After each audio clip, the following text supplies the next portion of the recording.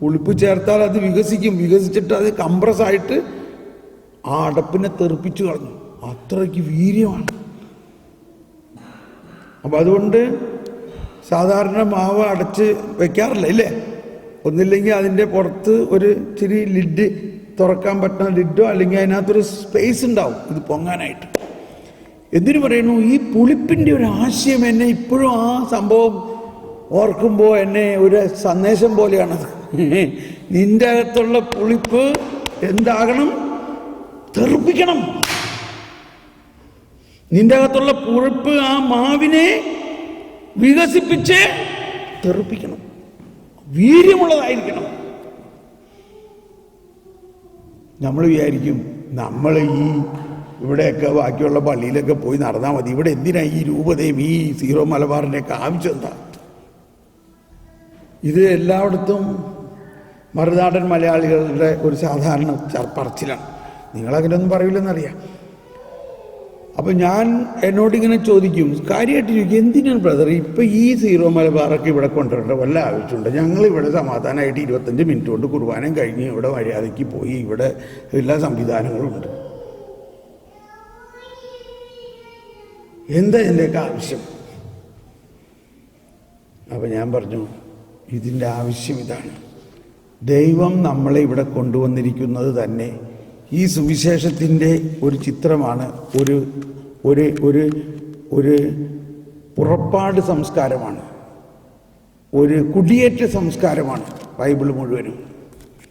അബ്രാഹത്തിനോട് പറഞ്ഞു, നീ നിൻ്റെ ജന്മസ്ഥലവും വീടും നാടും എല്ലാം വിറ്റ് ഞാൻ പറയുന്ന UK പോവുക. ആണോ അല്ലയോ? അവിടുന്ന് അവരെ ഓടിച്ചു. നമ്മൾ നേരെ UK വന്ന്. സാധാരണഗതിയിൽ മലയാളികൾ ആദ്യം ദുബായ്, ഷാർജ, ഗൾഫ് അവിടേക്ക് ആദ്യം പോകും. അവിടെ നമുക്ക് വിസ പോലും കിട്ടൂല, അവിടെ നമുക്ക് 1 ഇഞ്ച് സ്ഥലം കിട്ടൂല. അവിടുന്ന് അടുത്ത കുടിയേറ്റം എന്ന മാതിരി തന്നെയാണ് നമ്മൾ കോട്ടയംകാർ വയനാട്ടിലേക്ക് കുടിയേറി, പിന്നെ വേറെ സ്ഥലത്തേക്ക് കുടിയേറി. ഈ കുടിയേറ്റ സംസ്കാരം ക്രിസ്തീയ സംസ്കാരത്തിൻ്റെ ഒരു ഭാഗമാണ്. പക്ഷെ കുടിയേറണത് ഞാൻ വയനാട്ടിൽ ധ്യാനിപ്പിക്കുമ്പോൾ പറയും, വയനാടിനെ കുറിച്ചുള്ള ഒരു വലിയ നല്ല ചിന്ത ഇതാണ്. ഈ കുടിയേറ്റം നമ്മുടെ കാരണവന്മാരെല്ലാം അങ്ങോട്ട് കുടിയേറി കാലഘട്ടത്തിൽ വല്ല പള്ളി ഉണ്ടായിരുന്നു? അവിടെ പള്ളി ഉണ്ടായിരുന്നില്ല, ഒരു ഹോസ്പിറ്റൽ ഉണ്ടായിരുന്നില്ല, ഒന്നും ഉണ്ടായിരുന്നില്ല. വെറും കാട് മാത്രം. ഈ അപ്പാപ്പനും അമ്മാമ്മയും അവിടെ കിടന്ന് കട്ടാമ്പാറ എടുത്ത് കഷ്ടപ്പെട്ട് മണ്ണിനോട് മല്ലിടിച്ച് എന്തെല്ലാം പണിതുയർത്തി. ഈ പള്ളിയിൽ അന്ന് പള്ളി ഉണ്ടായിരുന്നില്ല. എങ്ങനെ അവർ പ്രാർത്ഥിച്ചു, എങ്ങനെ അവരുടെ വിശ്വാസമായിരുന്നു. അപ്പം അതുപോലെയുള്ളൊരു വിശ്വാസം ഇന്നുണ്ടോ?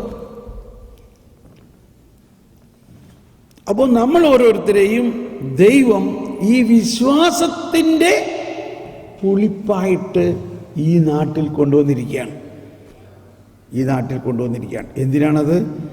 ഈ നാട്ടിലെ തളർന്നുകൊണ്ടിരിക്കുന്ന ഒരു അവസ്ഥയിൽ ഇവിടെ പുളിപ്പാകണം, വീര്യം കൊടുക്കണം. ഇവിടെ ഇതെൻ്റെ ജീവിത സാക്ഷ്യം കൂടിയാണ്. ഞാൻ ഭാരതത്തിൽ മുഴുവനും നിറഞ്ഞു നിന്ന് സുവിശേഷം പ്രഘോഷിക്കുന്ന കാലഘട്ടത്തിൽ വീണ്ടും ഉത്തരേന്ത്യയിലെ ഒരു സ്ഥലത്ത് അച്ഛന്മാരെ ധ്യാനിപ്പിച്ചുകൊണ്ടിരിക്കുന്ന സമയത്ത് അവിടെ ഒരു യൂറോപ്യൻ മിഷനറിയുടെ കല്ലറ, ഒരു യൂറോപ്യൻ മിഷനറിയെ അവിടെ വെച്ച് വധിച്ചു. ആ കല്ലറ, ആ സ്ഥലത്തിൻ്റെ പേര് മീററ്റ്, സൽദാന എന്ന സ്ഥലത്താണ്. ഇറ്റലിയിൽ നിന്ന് വന്ന ഒരു വൈദികനെ, ആ വൈദികൻ തന്നെ വളർത്തിയെടുത്ത് പരിപാലിച്ച ഒരു പയ്യനാണ്. എന്തോ മാനസിക വിഭ്രാന്തി ആകാം, അച്ഛൻ്റെ ചരടെടുത്ത് കുരക്കിനിട്ട് കുടുക്കി കൊന്നു. എനിക്കത് കേട്ടപ്പോൾ ഭയങ്കര പ്രയാസം തോന്നി. ഞാൻ ആ കല്ലറ സന്ദർശിക്കാൻ പോയി. ആ കബറിടം സന്ദർശിച്ചപ്പോൾ അവിടെ മുട്ടുകുത്തി പ്രാർത്ഥിക്കാൻ തോന്നി. നമ്മുടെ ഭാരതത്തിൽ വന്ന ഒരു യൂറോപ്യൻ മിഷനറിയോട് നമ്മൾ എന്താ ചെയ്തത്? ഞാൻ അവിടെ മുട്ടുകുത്തി പ്രാർത്ഥിക്കാൻ തുടങ്ങിയതോടുകൂടി എൻ്റെ അകത്ത് എൻ്റെ കണ്ണിൽ നിന്ന് ഇങ്ങനെ വെള്ളം ഒഴുകാൻ തുടങ്ങി. എന്തോ ഒരു വലിയ ശക്തി എന്നിൽ ആവസിക്കുന്നതായിട്ട് തോന്നി. ഞാനൊരു ശബ്ദം കേൾക്കാൻ തുടങ്ങി. ആ ശബ്ദം ഇങ്ങനെയായിരുന്നു: ഞങ്ങൾ യൂറോപ്പിൽ നിന്ന് വന്ന മിഷനറിമാർ നിങ്ങളുടെ രാജ്യത്ത് വന്നു, നിങ്ങൾക്ക് വിശ്വാസം പകർന്നു, നിങ്ങളെ ശക്തിപ്പെടുത്തി, ഞങ്ങളുടെ ജീവൻ ഇവിടെ അർപ്പിച്ചു. ഞങ്ങൾ ഇതിന് പ്രത്യുത്തരമായിട്ട് നിങ്ങൾക്ക് എന്ത് ചെയ്യാൻ പറ്റും? ഞാൻ പറഞ്ഞു, അയ്യോ അത് വലിയ കാര്യമല്ലേ, ഞങ്ങൾ അതിനെന്ത് ചെയ്യാനാ, ഞങ്ങൾ അതിന് തീർച്ചയായിട്ടും നന്ദിയുള്ളവരാണ്, ഒരിക്കലും മറക്കില്ല, വളരെ നന്ദി. പക്ഷെ അതുകൊണ്ട് തൃപ്തിയായില്ല. വീണ്ടും ആ ശബ്ദം പറയുകയാണ്, can you come to Europe and help our people? നിനക്ക് യൂറോപ്യൻ രാജ്യങ്ങളിൽ വന്ന് ഞങ്ങളുടെ ജനതയെ സഹായിക്കാമോ? വലിയൊരു എൻ്റെ ദൈവം എന്തേ കേൾക്കണേ, ഞാൻ ഈ ഭാരതത്തിലെ ഈ അക്രൈസ്തവരോട് സുവിശേഷം പ്രഘോഷിക്കാനുള്ള തീവ്രതയിലാണ് ഞാൻ. പക്ഷെ ഇപ്പൊ പറയാണ്, can you come to Europe and help our people?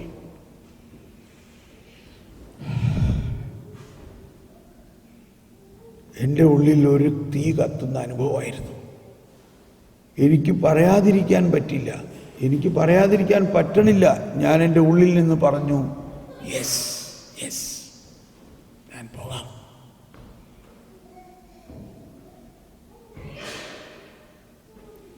അന്ന് ജനലക്ഷങ്ങൾ വരുന്ന കൺവെൻഷൻ നാഗമ്പാടം മൈതാനത്തും ആ മൈതാനത്തും ഈ മൈതാനത്തും ഒക്കെ നമ്മളിങ്ങനെ നിറഞ്ഞു നിൽക്കുന്ന സമയത്താണ് പറയണത്, നീ പോണം ഇവിടുന്ന്, ഇതൊക്കെ വീട്ടിൽ. It was very difficult, very difficult. പക്ഷേ കർത്താവ് ആഗ്രഹിക്കുകയാണ്. പൗലോസ്ലീഹയുടെ അപ്പസ്തോല പ്രവർത്തനത്തിൽ മാസഡോണിയയിലേക്ക് നിങ്ങൾ വരാൻ പറഞ്ഞ പോലെ. പക്ഷെ എന്ത് ചെയ്തിട്ട് എങ്ങനെ പോകാനാ യൂറോപ്പിലേക്ക്? ആരെയും എനിക്കറിയില്ല. ആ കൂടി അറിയണത് ഒരു ഫ്രാൻസിസ് അസീസിനെയും കൊച്ചുറേസിനെയും യൂറോപ്പിൽ നിന്ന് അറിയണേ. അറിവുള്ളവരോട് പ്രാർത്ഥിച്ചപ്പോൾ വീണ്ടും കർത്താവ് പറയാൻ തുടങ്ങി, ഇങ്ങനെയൊന്നും പ്രാർത്ഥിച്ചാൽ പോരാ, യൂറോപ്പിന് വേണ്ടി സാധാരണ പ്രാർത്ഥന പോരാ, 24 മണിക്കൂറും പ്രാർത്ഥിക്കുന്ന ഒരു പ്രാർത്ഥനാ ഗ്രൂപ്പ് ഉണ്ടാക്കണം. ഓക്കെ, അപ്പോൾ എൻ്റെ കൂടെ 10-25 പേരുണ്ട്. ഞാൻ പറഞ്ഞു, അവരെല്ലാം വിളിച്ചു കൂട്ടിയിട്ട് നമുക്കിങ്ങനെ പ്രാർത്ഥിച്ചാൽ പോരാ, നമുക്ക് സൗകര്യമുള്ളപ്പോൾ പ്രാർത്ഥിച്ചാൽ പോരാ, നമുക്ക് 24 മണിക്കൂറും പ്രാർത്ഥിക്കണമെന്നാണ് കർത്താവ് പറയണേ. അതുകൊണ്ട് നമ്മൾ 25 പേര് ടീമാകുക, 4 പേര് ഇരിക്കണം, പിന്നെ കുറേ 4 മണിക്കൂർ വേറെ 4 പേര്, പിന്നെ കുറേ കഴിയും 4 പേര്, അങ്ങനെ നമുക്ക് 24 hours പ്രാർത്ഥന ആരംഭിച്ചു. അങ്ങനെയാണ് 24 മണിക്കൂർ ആരാധനാ സെൻ്ററുകൾ തുടങ്ങിയത്. ഭാരതത്തിൽ നിരവധി 100-ൽ പരം 24 മണിക്കൂർ ആരാധനാ സെൻ്ററുകൾ തുടങ്ങി, മോർ ദാൻ 100. എല്ലാ ധ്യാന കേന്ദ്രങ്ങളിലും ഞാൻ പോയി. ഞാൻ പറഞ്ഞു, ഇവിടെ ഇങ്ങനെ പ്രാർത്ഥിച്ചാൽ പോരാ, ഈ ഈശോനെ എഴുന്നള്ളിച്ച് വെച്ചുകൊണ്ട് നമുക്ക് സൗകര്യമുള്ളപ്പോൾ ഇരിക്കണം, ബാക്കി സമയത്ത് അടച്ചു വെച്ചാൽ പോരാ, ഒരാളെങ്കിലും അവിടെ ഇരുന്ന് 24 hours പ്രാർത്ഥിക്കണം. ഉജ്ജയിനിൽ ഒരു പാണ്ഡപ്പറമ്പിലച്ചൻ അവിടെ ധ്യാനകേന്ദ്രം ആരംഭിച്ചു. ഞാൻ മോട്ടിവേറ്റ് ചെയ്തു, പ്രാർത്ഥിക്കണം. കുറേ ദിവസം കഴിഞ്ഞപ്പോൾ അച്ഛൻ വീട്ടിൽ വന്നിരിക്കുകയാണ്, നാട്ടിൽ. അതിൽ പറയാണ്, തോമസ് പോളെ എല്ലാം അടച്ചിടും. ഇത് പറ്റി ഭയങ്കര ആക്രമണം, നമ്മുടെ എതിർ പാർട്ടിക്കാരെ ആക്രമിച്ചു, വൈദികരെ തല്ലി, സിസ്റ്റേഴ്സിനെ അവഹേളിച്ചു. അപ്പോൾ പിതാവ് പറഞ്ഞു, അടച്ചുപൂട്ടും. ഞാൻ പറഞ്ഞു, ഇതാണോ കത്തോലിക്കാ സഭയുടെ ശക്തി? ആരെങ്കിലും ആക്രമിക്കാൻ വന്നപ്പോൾ അടച്ചുപൂട്ടി അവിടെ ഇരുന്നാൽ ശക്തിയായോ? കർത്താവ് പ്രകാശിക്കുകയാണെങ്കിൽ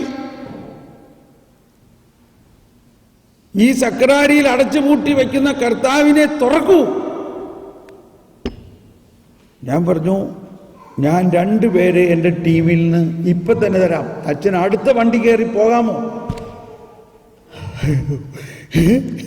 നീ എന്തി പറയണേ? ഞാൻ പറയണത് വാസ്തവ. ഇത്രയെല്ലാം തന്നിട്ട് അടച്ചു പൂട്ടാനാണോ ഈ ബിഷപ്പും അച്ഛന്മാരും ഒക്കെ അവിടെ ഉള്ളത്? ഇപ്പൊ വിളിച്ച ബിഷപ്പിനോട് 2 പേരെ ഞാൻ തരാം, നിങ്ങൾ വേറെ ഒന്നും ചെയ്യണ്ട, ഈശോനെ എഴുന്നള്ളിച്ച് വെച്ച് നിങ്ങൾ 3 പേരുണ്ടെങ്കിൽ 24 മണിക്കൂർ പ്രാർത്ഥിക്കാം. അച്ഛനൊരാൾ, എൻ്റെ കൂടെയുള്ള 2 ആൾ. ഒരു അഡ്വർടൈസ്മെന്റ് കൊടുക്കരുത്, ഒന്നും ചെയ്യണ്ട. രഹസ്യമായിട്ട് ധ്യാനകേന്ദ്രത്തിൻ്റെ അകത്ത് കയറുക, ഈശോനെ എഴുന്നള്ളിച്ച് വെച്ച് പ്രാർത്ഥന ആരംഭിക്കുക. ഈശോ പ്രകാശിക്കുമ്പോൾ അന്ധകാരം താനെ പോവും. സിമ്പിൾ. പാണ്ഡവരുടെ അച്ഛമ്മനോട് അത് നല്ല ഐഡിയ ആണല്ലോ, അത് നല്ല ഐഡിയ ആണല്ലോ, ഞാൻ പോകാം. അതാണ് മിഷൻ. ഉടനെ പിതാവിനെ വിളിച്ചു, ഇങ്ങനെ ചെയ്യട്ടെ? യെസ്. ഒരു അഡ്വർടൈസ്മെന്റ് ഒന്നുമില്ല, അകത്ത് പോയിരുന്നുണ്ട്, ടോർപ്പിഡോ രഹസ്യമായിട്ട്. ഇപ്പോൾ ഒരു 15 വർഷമായിട്ടുണ്ട്. ഇന്നും ആ ആരാധന 24 മണിക്കൂർ നടക്കുന്നു. മാത്രമല്ല, ഈ നിത്യാരാധന അവിടെ ആരംഭിച്ച് 1 മാസം കഴിഞ്ഞപ്പോഴേ സകല പ്രശ്നവും പോയി. ധ്യാനകേന്ദ്രം പ്രവർത്തനം ആരംഭിച്ചു. ഇങ്ങനെ നിരവധി സ്ഥലങ്ങളിൽ. അപ്പം നമ്മുടെ മിഷൻ, നമ്മുടെ പ്രാർത്ഥന വീര്യം വേണം. വീര്യം. ചുമ്മാ സഭയുള്ളപ്പോൾ കുറച്ചു നേരം ഇത് പ്രാർത്ഥിച്ചാൽ പോരാ.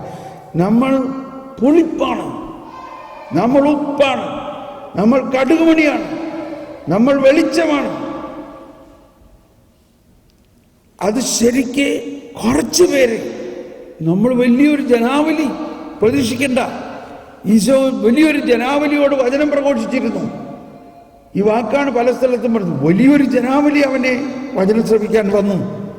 പക്ഷേ ഈ ജനാവലി എത്ര പേര് ആ കാൽവരിയിൽ ഉണ്ടായിരുന്നു? ഈ ജനാവലി ആ കാൽവരിയിൽ വന്നോ? അവരാണ് പുളിപ്പ്. ആ കാൽവരിയിൽ എത്ര പേര് വന്നു? വിരലിൽ എണ്ണാവുന്ന ആളുകൾ. ഈശോ ഉയർത്തെഴുന്നേറ്റിട്ട് ജനാവലിയുടെ അടുത്തേക്ക് പോയോ? ഇതാ ഞാൻ ഉയർത്തെഴുന്നേറ്റിരിക്കണു. ആരും പോയില്ല. ഈശോ പോയത് അങ്ങോട്ടേക്ക? എമ്മാവൂസിലേക്ക് പോയിക്കൊണ്ടിരിക്കുന്ന 2 പേര്. അവരുടെ പേരെന്തായിരുന്നു? ക്ലിയോഫാസ് എന്നൊരാളാണ്. മറ്റേയാളുടെ പേര് എഴുതിയിട്ടില്ല. അതിൻ്റെ അർത്ഥം എന്താ? അയാൾക്ക് പേരില്ലായിരുന്നു. എന്തുകൊണ്ട് അയാൾക്ക് പേരില്ല? അയാൾ ക്ലിയോപ്പാസിന്റെ ഭാര്യയാണ്. ക്ലിയോപ്പാസിന്റെ ഭാര്യ കുരിശിന്റെ ചുവട്ടിലുണ്ടായിരുന്നു വേറൊരു സ്ഥലത്ത് എഴുതിയിട്ടുണ്ട് ഇല്ലേ? അപ്പൊ തിരിച്ചു പോകുമ്പോൾ പിന്നെ ഭാര്യ എങ്ങനെ പോണേ? ഇപ്പൊ തമ്പിച്ചേട്ടനും ഭാര്യയും പോകണമെന്ന് പറഞ്ഞു കഴിഞ്ഞാൽ ഭാര്യയുടെ പേര് സാധാരണ എഴുതാറുണ്ടോ?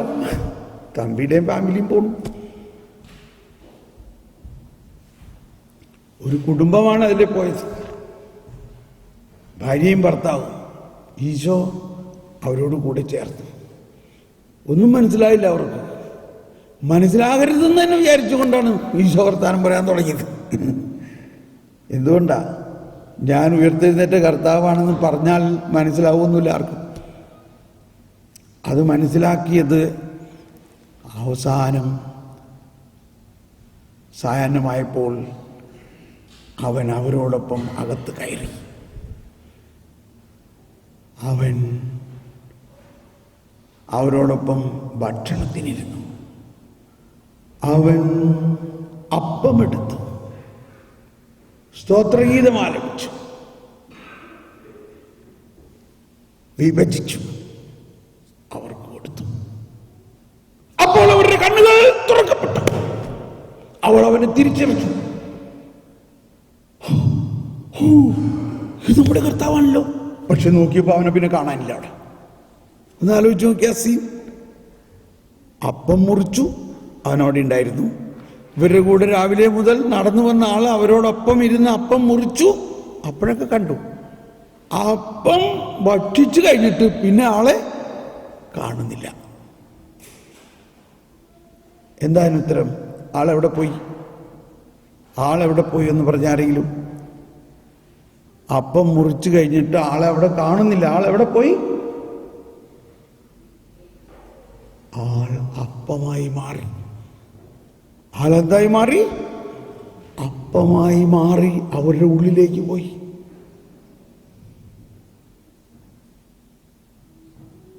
ഇവര് എമ്മാവൂസിൽ നിന്ന് വരുമ്പോൾ മ്ലാനവതരായിട്ട് ഞങ്ങൾ വിചാരിച്ച് ഈ യേശു കർത്താവിൻ്റെ അഭിഷിക്തനാണെന്നും ഇസ്രായേലിൽ രാജ്യം സ്ഥാപിക്കാൻ വരുന്നവനാണെന്നും. പക്ഷേ അവനെ കൊന്നു കുഴിച്ചിട്ടു. ഇനിയിപ്പോൾ എന്തിനാണ് ജെറുസലേമിൽ നിന്നിട്ട്? മനസ്സിടിഞ്ഞ് തളർന്ന് ഡിപ്രഷൻ. ഇതിവിടെ യൂറോപ്പിൽ വലിയ ഫേമസ് വേർഡാണ് ഡിപ്രഷൻ, ഇല്ലേ? അതുകൊണ്ട് ഞങ്ങൾ ആ ഗ്രൂപ്പിനെ വിട്ടു. ആ യേശു ഗ്രൂപ്പുമായിട്ട് യാതൊരു ബന്ധമില്ല എന്നും പറഞ്ഞ് ജെറുസലേം വിട്ടു പോയ ആൾക്കാരാണ്. ഇപ്പം എന്ത് സംഭവിച്ചു? കർത്താവ് ചോമിച്ച് ഉയർത്തെഴുന്നേറ്റ് യേശു അപ്പമായിട്ട് അവരുടെ ഉള്ളിൽ ചെന്നേക്കണം. അവരുണർന്നു. അവർ പറയാണ്, നമുക്കിപ്പോ തന്നെ ജെറുസലേമിലേക്ക് തിരിച്ചു പോകണം, നമ്മളിവിടെ നിൽക്കരുത്, നമ്മളിപ്പോ തന്നെ തിരിച്ചു പോകണം. അവർ ഉച്ചത്തിൽ പ്രഘോഷിക്കാൻ തുടങ്ങി, ഞങ്ങൾ അവരെ കണ്ടു, അവൻ സത്യമായും ഉയർത്തെഴുന്നേറ്റിരിക്കുന്നു. ഇതായിരുന്നു ആദ്യത്തെ വചന പ്രഘോഷണം എന്നാ പറയണത്. അവർക്ക് അവിടെ നിൽക്കാൻ പറ്റണില്ല. ആ രാത്രി തന്നെ രാവിലെ 12 കിലോമീറ്റർ നടന്നു വന്ന അവർ വീണ്ടും 12 കിലോമീറ്റർ മടങ്ങി പോണ വഴിക്കെല്ലാം ഞങ്ങൾ അവരെ കണ്ടു. എവിടെന്നാ ഈ പവർ? അതാണ് മിഷൻ. ഇതാണ് മിഷൻ പവർ. ഈ അപ്പക്കഷ്ണം എന്ന് പറഞ്ഞാൽ ഉയർത്തെഴുന്നേറ്റ കർത്താവ്. ജനലക്ഷങ്ങളോടാണോ പറഞ്ഞത്? ഈ 2 പേരുടെ അടുത്തേക്ക് പോയുള്ളൂ. ആ 2 പേര് മതി, ഒരുപാടൊന്നും വേണ്ട. വീര്യമുള്ള 2 പേര്.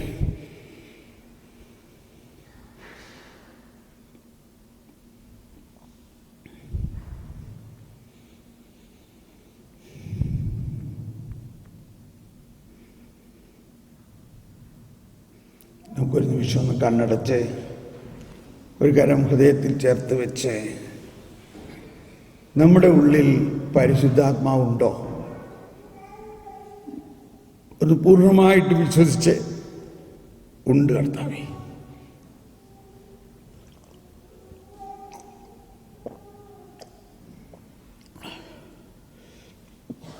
നമ്മുടെ ഉള്ളിൽ വസിക്കുന്ന പരിശുദ്ധാത്മാവ്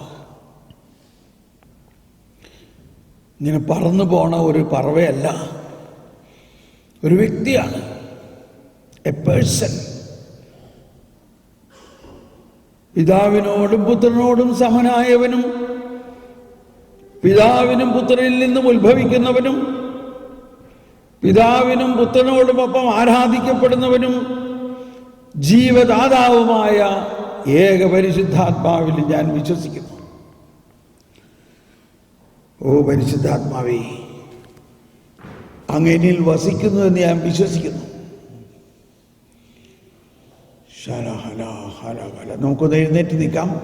നമ്മളെല്ലാവരും ഒന്ന് എഴുന്നേറ്റ് നിന്നുകൊണ്ട് ഒന്ന് സ്വതന്ത്രമായൊന്ന് സ്തുതിച്ച്, എന്നിൽ വസിക്കുന്ന പരിശുദ്ധാത്മാവേ, എന്നിൽ ജീവിക്കുന്ന ദൈവമേ, എന്നിൽ വസിക്കുന്ന പരിശുദ്ധാത്മാവേ, എന്നിൽ ജീവിക്കുന്ന ദൈവമേ, ഞാൻ അങ്ങയെ സ്തുതിക്കുന്നു, ആരാധിക്കുന്നു, മഹത്വപ്പെടുത്തുന്നു.